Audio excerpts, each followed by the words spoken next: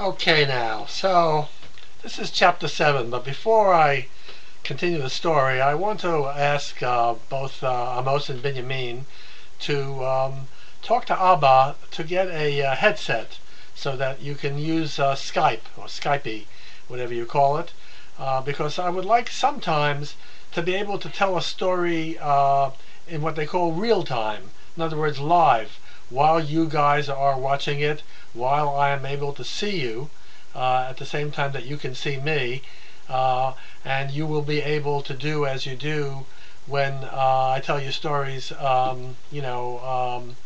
home, your home or our home, and you can sometimes ask me questions or point things out that I perhaps missed, and sometimes give me an idea about what I want to do with the story. So I know Abba's pretty busy, but remind him to get 2 headsets for you for your computers so that I can talk to you on Skype. Now, I want to remind you about the story. There was an earthquake. I assume you guys know what an earthquake is. Maybe you don't know the exact details, which there are great plates, they call them, not the kind that you eat on, but huge rocks underneath the ground that kind of shift and move. And sometimes when they move in a certain way, it cracks and the earth cracks open. And they had such an event in China only a few months ago. In fact, what happened was a mountain fell, pieces of a mountain fell and blocked a river. And the river started to fill up behind this kind of a dam that the rocks made. And it was filling and filling and filling and filling, and the danger was that if they didn't get the water out slowly, eventually the whole thing would collapse, and the water, the accumulated water, the water that had built up in this artificial lake, I guess it's not artificial if it came from an earthquake, but it wasn't meant to be. The water would come pouring down, and a huge torrent of water come pouring down the valley, instead of coming down slowly like a river, a huge wave of water. So they had to get in there and blow up the stone a little bit at a time to let the water get out, not too quickly. And it was really quite a story. But anyway, there was an earthquake, and the result of that is that there were cracks in the walls and the ceiling and the floor, and the machines could be toppled over, and they were able to take off the chains, not from their foot, but from the machine. And then when they went to the door, they were about to go out,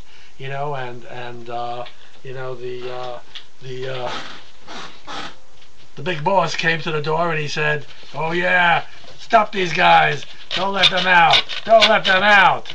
And he called the big hairy guys to come to the door, and then Dov, having the chain on his foot, swung the chain with the lock still on it, big lock, and smashed the big ugly guy in the face and knocked him down. And then he lifted his leg and again swung his leg with the big chain and lock on it and hit the other big ugly guy. And they went running through the door.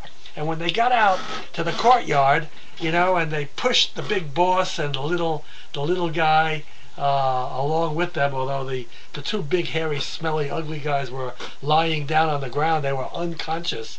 I mean, they weren't dead, but they were out for a while.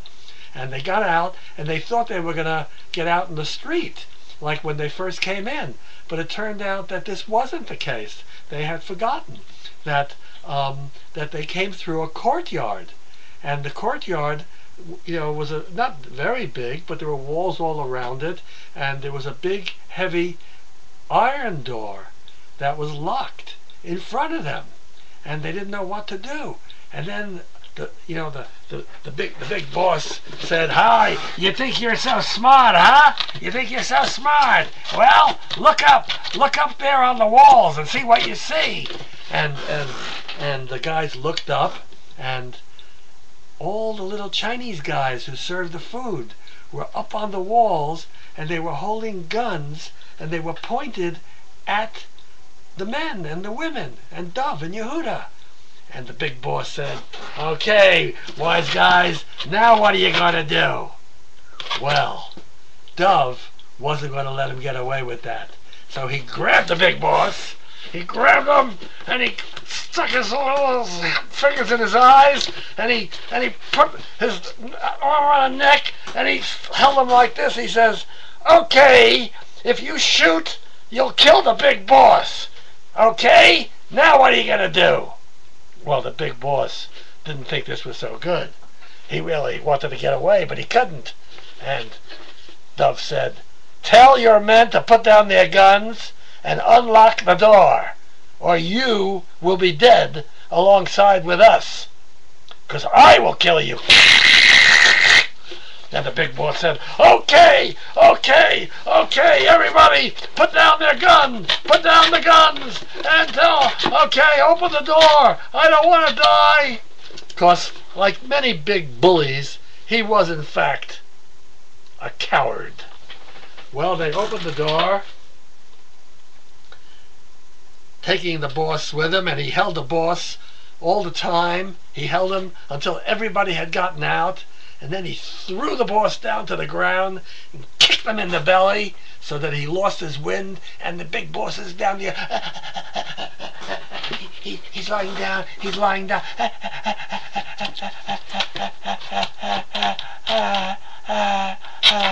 And Dov went out into the street, and everyone ran in every direction, and they were free.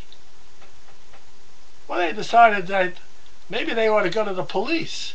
I mean, they ought to report this to the police. So Dov and Yehudah went to the police station, and they went in, and there, sitting behind the desk, was a policeman. And of course, he was a Chinese policeman, and he was wearing a funny hat.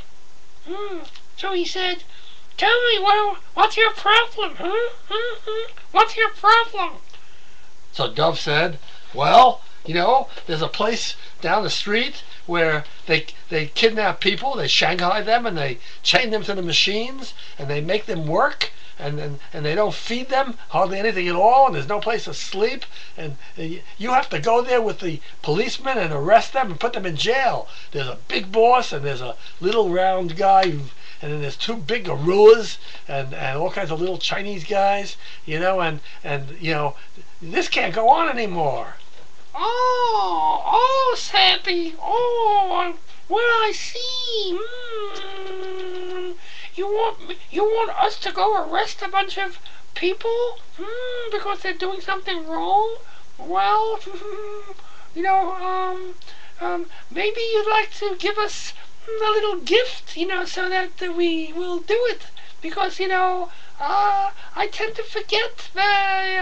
I have a bad memory, and as soon as you go out the door, I could forget all about this. So maybe you want to give me a little gift, if you know what I mean, huh? A little bakshish, a little money, a little graft, or whatever you call it, a bribe, huh? Well, Dov said, "I don't know about that." And Yehudah said, "Not only don't I know about that, but we don't have anything to give you."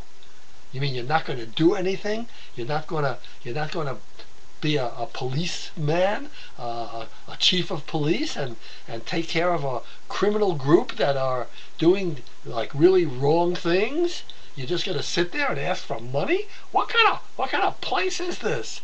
I'm going to go to the mayor.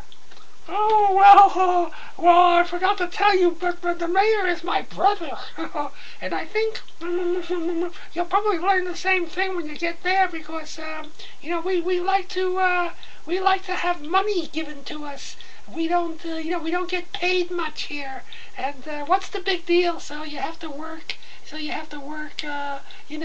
you don't get paid, we got serious crime here, we have murders, we have terrible things happening, so this is nothing to us. So if you want us to take action, you're going to have to go out and get some money, and otherwise, and the mayor will tell you the same thing. So, that's the way it is.